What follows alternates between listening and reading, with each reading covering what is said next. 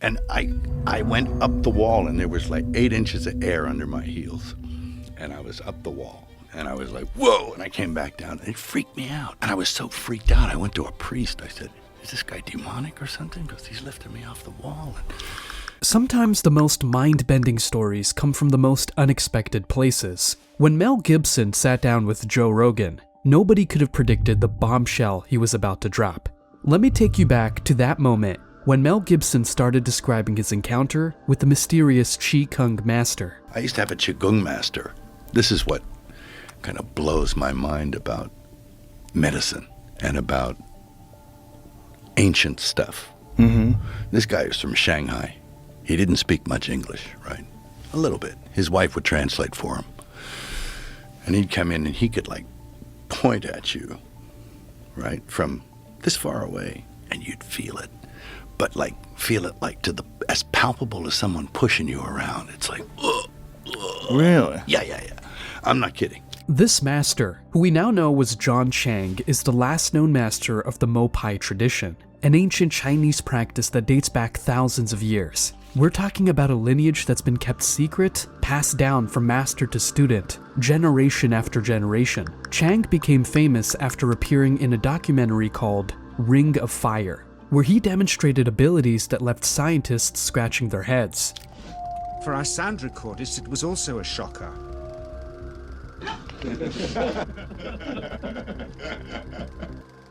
Dr. Roger doesn't know what to expect.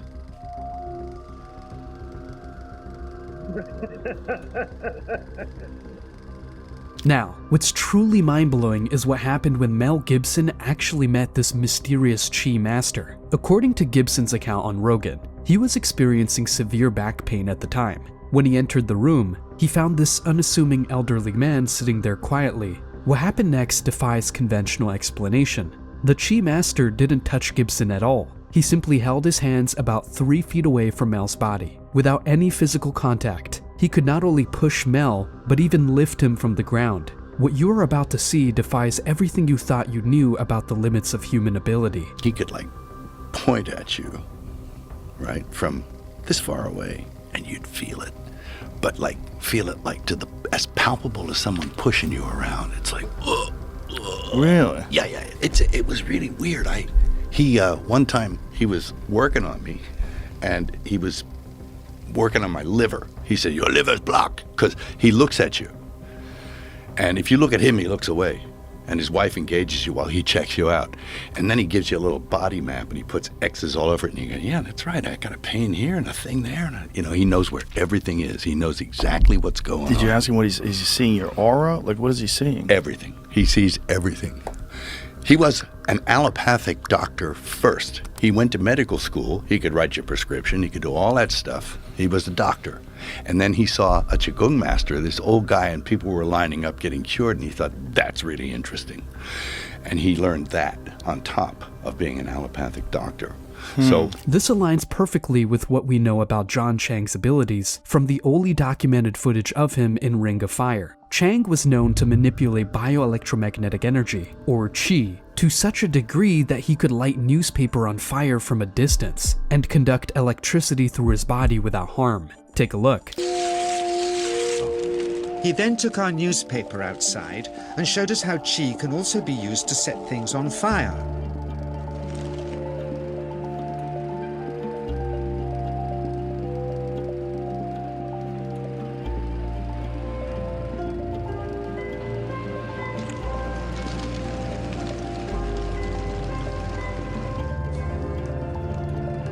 When he heard we'd shown this footage in public, he was very upset and refused all our future efforts to contact him again. The ancient practice behind these abilities is called Mopai, a secretive Taoist tradition that dates back thousands of years. Unlike other martial arts or Qi cultivation methods, Mopai practitioners focus on developing something called Yin Qi, the receptive, cooling energy, before working with Yang Qi, the projective, heating force. This reverse approach is what supposedly allows for these extraordinary abilities. Chang's techniques were rarely shared outside his inner circle, but we know that the training involved intense meditation, breathing exercises, and something called small universe circulation. directing energy through specific pathways in the body. The process typically took decades of dedicated practice, with many practitioners never making it past the initial stages. First, you learn to distinguish between yin and yang qi in your body. Then how to pool it in your navel chakra. Then how to project it, he says. And it's the proportionate mixture between yin and yang which accounts for different effects, like pulling or pushing objects or igniting them. Then he gets really strange. He says that mastering yin qi is the key to the spirit world. What makes Gibson's experience so compelling is that it matches perfectly with accounts from Chang's other students and witnesses. They all describe the same sensation of intense heat and immediate therapeutic effects.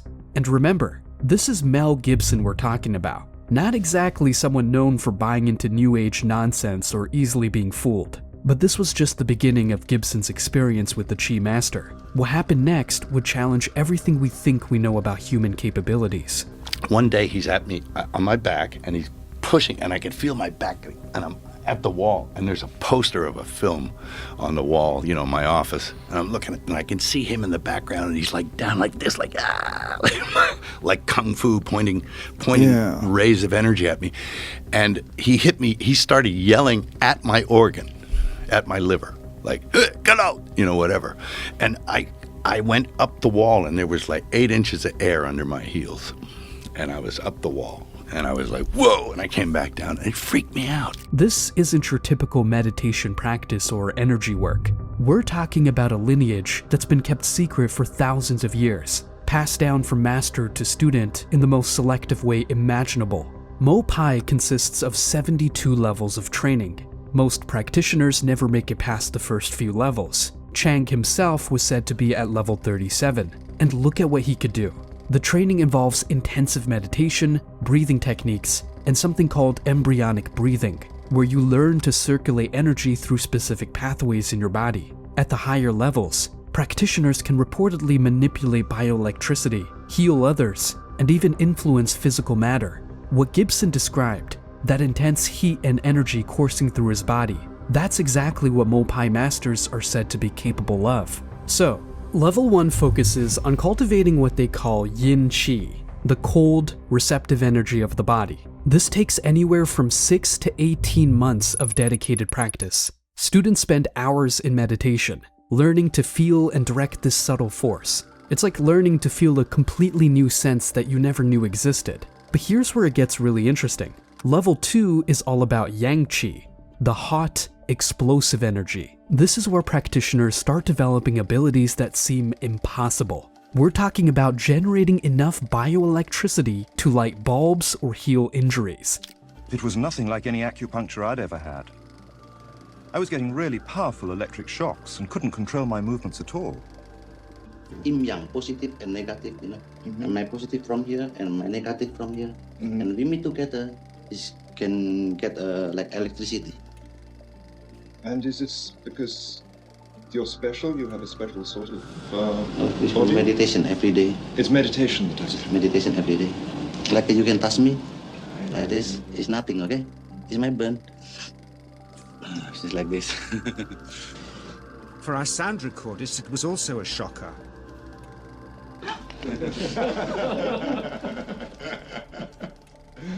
Dr. Roger doesn't know what to expect.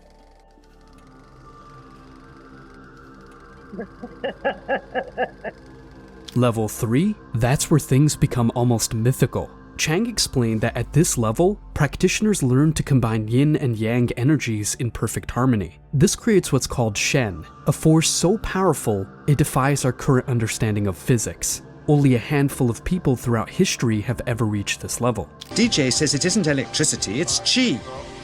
It's 1, 2, up. I feel it in my whole body. I feel it at 3, 0.3. I feel it in my legs. But suspecting there's some tricky setup on his premises they can't find, they insist we all go to a randomly chosen hotel room several miles away to see if he can light a light bulb with his fingers. It doesn't ground on the wall.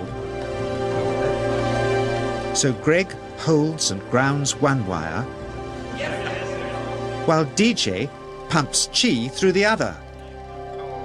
The bulbs are LEDs, light-emitting diodes, which ignite in different colors according to the intensity of current. Yes. On, off, on. Brilliant. Oh, you're blinking.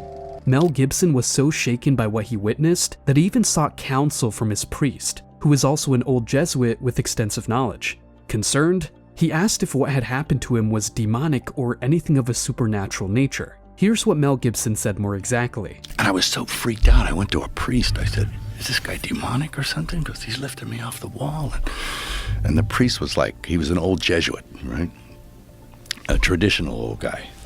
And he was a cross between Jimmy Stewart and Elmer Fudd, you know. That's the way he sounded. And I said, is this anything like demonic about this guy? He says, whoa, did he heal you? Like that. And I said, why, yes, he did. And he said, that's all right then. And he says, I have no trouble with something like that, because it was within the realm of possibility that somebody had power like that, and that it's inexplicable, but that it works. And it did work. Chang wasn't showing off these abilities for fame or fortune. In fact, he was extremely selective about who he worked with. He believed these powers came with enormous responsibility. There are stories of him turning away wealthy people who offered him millions just to demonstrate his abilities. The real question isn't whether these abilities are possible. The evidence is pretty compelling that they are. The question is, are we ready as a society to seriously explore these capabilities? And more importantly, are we mature enough to handle that kind of power responsibly? What happened in that room with Mel Gibson and John Chang wasn't just a cool story for a podcast. It was a wake-up call, a reminder that we're just scratching the surface of human potential. And maybe, just maybe, those ancient traditions weren't so primitive after all. Let me know in the comments what you think about all this. Have you ever experienced anything that seemed to defy conventional explanation? Are we ready to take these phenomena seriously? The conversation is just beginning. But next morning he was a different man, drawn and upset.